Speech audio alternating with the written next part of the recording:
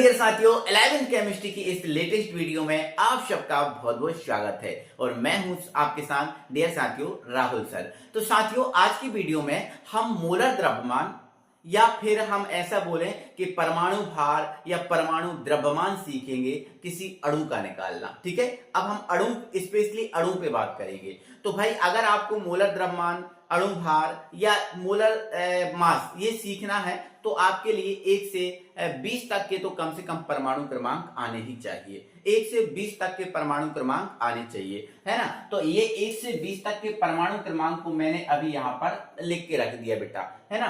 अब बेटा परमाणु भार या ये शब्द होता है परमाणु भार, ये शब्द लिखा है परमाणु भार, ठीक है ना, परमाणु भार। या फिर आप क्या बोल सकते हो, इसको परमाणु द्रव्यमान बोल सकते हो। तो ये परमाणु भार या परमाणु द्रव्यमान किसी परमाणु का क्या होता है वो आपको पता है, होना चाहिए सबसे पहले।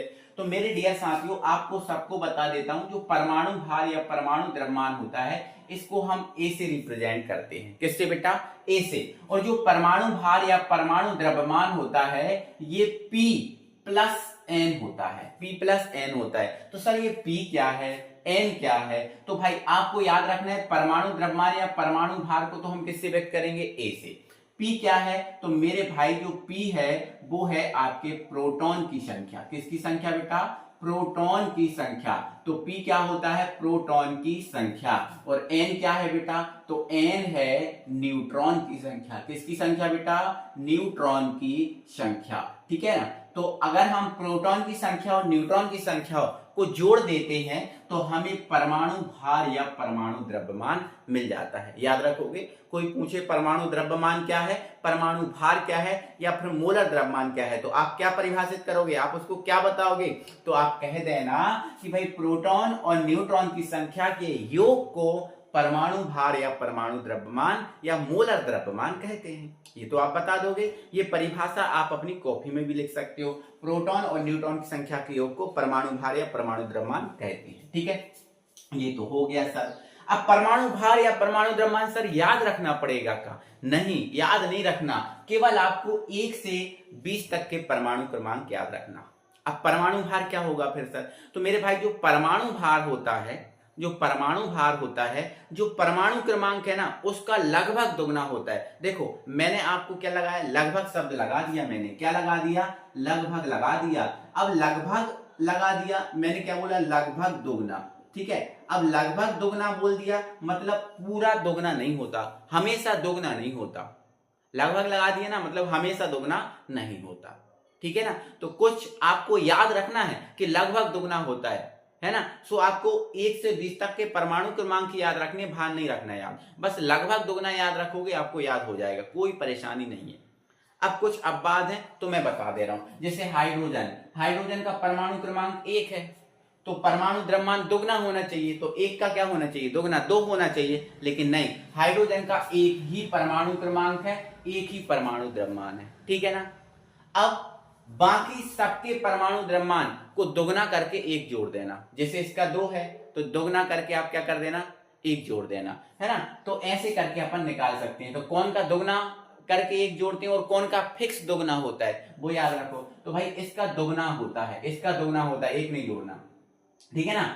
अब इसका दुगना होता है, इसका दुगना होता है, इसका दुगना होता है। इनको आप याद रखना कि ये दुगने होती हैं, ठीक है। दुगने में हमें 1 नहीं जोड़ना और बाकी में क्या करना, आप दुगने में से 1 जोड़ देना। दुगने में क्या कर देना?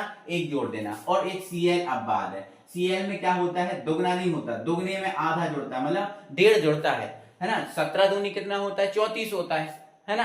लेकिन दुगने से 1.5 ज्यादा मतलब 35.5 होता है Cl का, याद रखना। तो ये आपको ऐसे याद रह जाएंगे, बस आपको याद नहीं करना, बस इतना याद रखना कि लगभग दुगना होता है। और जब एक बार अपने सामने आएंगे ना तो याद रहेंगे। दुगने से कितना? 1 अधिक, दुगने से 1 अधिक कुछ का, और कुछ का फिक्स दुगना होता है। और हाइड्रोजन ही ऐसा है कि जिसका परमाणु क्रमांक और परमाणु भार 1 ही है, इसका ना दुगना होगा और ना दुगने से 1 अधिक हो, इतना याद रख लेना, ठीक है ना। चलो अब हम परमाणु भार निकालना सीखते हैं अणु का, ठीक है ना बेटा। तो बेटा सबसे पहले हम एक छोटे से अणु को उठाएंगे जिसका नाम है NaOH। सबसे पहले NaOH को उठाएंगे और NaOH का हम क्या निकालें, भार निकालेंगे। तो यहाँ ध्यान से सुनना है मेरे डियर साथियों, आपको एक एक कर रख दिया। सबसे पहले Na उठा लो, तो Na क्या है, ये है, तो Na का परमाणु क्रमांक क्या है 11, तो भार क्या होगा, दुगने से एक अधिक, तो 11 का दुगना 22 और एक अधिक कर दो 23, तो Na का कितना होगा 23 होगा, ठीक है ना। अब बेटा जब एक तत्व का हम परमाणु भार लिख देते हैं तो फिर हम क्या लगाते हैं, प्लस, तो ये लगा दिया प्लस। अब O का लिखो, तो O का क्या है 8, तो भार कितना होगा दुगना, तो 8 का दुगना क्या होगा 16, तो ये दुगने वाले हैं, ये तीनों का क्या होता है, दुगना होता है ना। तो O का परमाणु क्रमांक 8 है, तो भार क्या होगा, अब भार निकाल रहा है ना अपन, तो भार क्या होगा 16 होगा।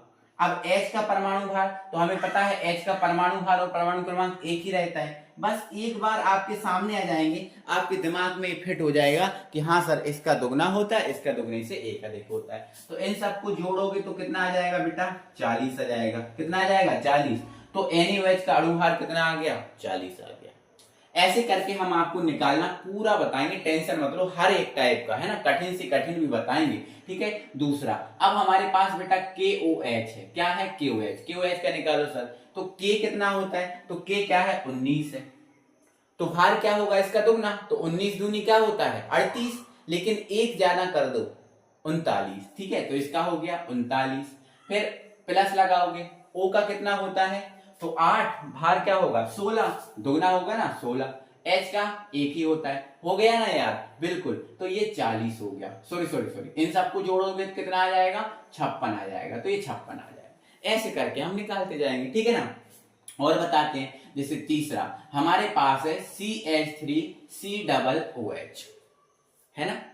अब C का कितना होता है, तो परमाणु क्रमांक कितना है 6, तो भार कितना होगा 12 होगा, ये 12 लिख दिया। फिर प्लस लगाओ, H है, तो H का कितना होता है एक ही होता है ना, बट यहां देखो एक H नहीं है, कितने H है 3, तो एक H का एक, लेकिन 3 है तो 3 का क्या हो जाएगा 3 हो जाएगा ना, एक H का एक, 3 है तो 3 का, है ना। C का फिर प्लस लगाओ, C का कितना है 12, O का कितना है 16, अब तो याद हो गया ना, डायरेक्ट लिख दो। H का कितना है, देखो 2 O थे तो 2 बार 16 लिखा, H एक है तो ये एक लिख दो, इन सबको जोड़ दो कितना आ जाएगा 60 आ जाएगा। तो CH3COOH का मोलर द्रव्यमान कितना आ गया 60 आ गया। ऐसे अपन निकालते चलते हैं बेटा, है ना। अब यहाँ पर देखो दूसरा थोड़ा टाइप चेंज कर रहा है, जैसे कभी ऐसा लिखा है बेटा Na2SO4 ऐसा लिखा है, तो आप कैसे निकालेंगे, तो सुनो ध्यान से। Na का कितना होता है बेटा, Na का कितना होता है परमाणु क्रमांक 11, तो भार कितना होगा दुगना से एक अधिक, तो 11 दूनी 22 और एक 23, बट Na कितने हैं 2, तो एक का 23, लेकिन 2 का कितना 46, कितना होगा 46, प्लस S का कितना होता है, तो बेटा S सल्फर 16 होता है ना, इसका दुगना वाला है, ये दुगना होता है, ठीक है, तो कितना होगा 16 का दुगना 32। O का कितना होता है, तो O का कितना होता है 8, परमाणु क्रमांक भार 16, लेकिन कितने O है 4 है, तो 16 एक का 4 का कितना होगा 64, तो ये 64 हो गया।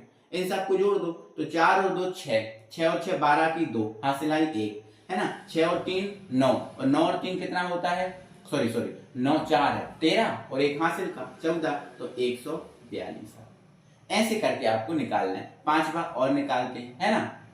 अब जैसे बेटा हमारे पास लिखा है Al2 है ना, अब यहाँ लिखा है SO4 का होल थ्राइस, ये लिखा हुआ इस टाइप का, तो इसका कैसे निकालेंगे, परेशान मत हो, देखो आपको बता रहा हूँ समझा रहा हूँ। Al का कितना होता है 13, तो दुगना 26, लेकिन एक जोड़ दो 27, तो यहाँ पर Al का कितना होता है 27 होता है, लेकिन एक Al का 27 है, कितने हैं Al 2, तो आप 2 का गुणा भी कर सकते हो, 2 का आप क्या कर सकते हो गुणा, और इसको ब्रैकेट में रख दो, ठीक है। Al फिनिश, तो आप प्लस लगा दो, ऐसे भी कर सकते हो, जैसे आपने डायरेक्ट नहीं आ रहा गुणा करना कि, तो ऐसे भी लिख सकते हो आप, कोई परेशानी नहीं है। फिर प्लस, ये प्लस, अब ये ब्रैकेट है तो ये भी आप भी ब्रैकेट लगा दो, आप भी क्या कर दो ब्रैकेट लगा दो। S का कितना 32, 16 दूनी 32, O का कितना 16, तो बट 4 है तो कितना हो जाएगा 64, अब बाहर 3 है तो बाहर आप क्या लगा दो 3 लगा दो। अब इसको गुणा करो, तो 27 दूनी कितना हो जाएगा 54 हो जाएगा, प्लस अब इसका सम में गुणा, पहले इसको गुणा, पहले इनको जोड़ लो, है ना, इनको जोड़ लो। तो 6 और 4 और 2 कितना हो गया 6, और 6 और 3 कितना हो गया 9, है ना। और बाहर कौन है 3, और 3 काय में है बाहर गुणा में है ना, तो आप इस 3 का इसमें गुणा कर दो, इस 3 का इसमें गुणा कर दो। अब 3 का इसमें, एक सेकंड, आपको दिख नहीं रहा यार, मुझे तो लग ही नहीं रहा था कि आपको दिख ना रहा हो, ठीक है। चलो इसको मैं यहाँ लिख दे रहा हूँ, ठीक है ना, इसको मैं यहाँ एडजस्ट करता हूँ। एक सेकंड रुकना, एक सेकंड रुकना भाई, मैं कुछ चीजों को हटा लूं क्या, बोलो, थोड़ा सा देखने में प्रॉब्लम हो रही है, बस आप कुछ नहीं करना, वैसे आप इसका निकाल सकते हो, इसको गुणा कर लो, इसको गुणा, इसको जोड़ के इसका गुणा कर देना और इनको जोड़ देना, आ जाएगा, समझ है ना। ऐसे करके आप निकाल सकते हो अणुभार, है ना, किसी भी अणु के लिए अणुभार आप निकाल सकते हो, इसका तो आप समझ ही गए, तो ये आप याद रखना, ठीक है ना। चलो तो इसका निकाल लोगे ना, ये आपके लिए चलो होमवर्क दे दिया, निकाल लेना, ठीक है ना। चलो अब यहाँ पर थोड़ा कुछ और आता है, जैसे ये लिखा है इस टाइप का Na2SO4.6H2O। अब बोल दिया कि इसका अणुभार निकालो, तो आप घबरा जाओगे, घबराना नहीं है बेटा, आपको अच्छी से क्रम से निकालना है। अब Na का कितना होता है, तो 23 होता है, 11 दूनी 22 और 1 23, कितने हैं Na 2, तो आप 2 का गुणा कर दो, ठीक है, एक का हो गया, फिर प्लस लगा दो, S का कितना 32 प्लस O का कितना 16, 4 है तो 64 प्लस, अब ये 6 है तो इसका क्या करें, तो भाई इसको आपको बाहर लिखना पड़ेगा, इसको पहले ब्रैकेट में करना, क्योंकि इसका पूरे में गुणा होगा, तो H का 2, O का कितना 16, समझ रहे हो आपके नहीं, H का 2, O का कितना 16, समझ गए। फिर आप इसका गुणा करो, 23 दूनी 46, अब इनको जोड़ लो, तो 4 और 2 6, और 6 और 3 9, ये हो गया। फिर प्लस इनको जोड़ो, तो ये 6 गुणा में चलेगा, ध्यान रखना, इनको जोड़ो तो 16 और 2 कितने हो गए 18, ठीक है। अब इनका गुणा कर लो, तो ये 46 और इनको जोड़ लो पहले, तो 6 और 6 12 की 2 हासिल आई 1, 9 4 13 और 1 14, 142। अब इसका इसमें गुणा करो तो कितना होगा, 8 का 6 में या 6 का 8 में कर लो, तो 8 6 48, 48 की 8 हासिल आई 4, 6 कम 6 और 4 10, 108 आ गया।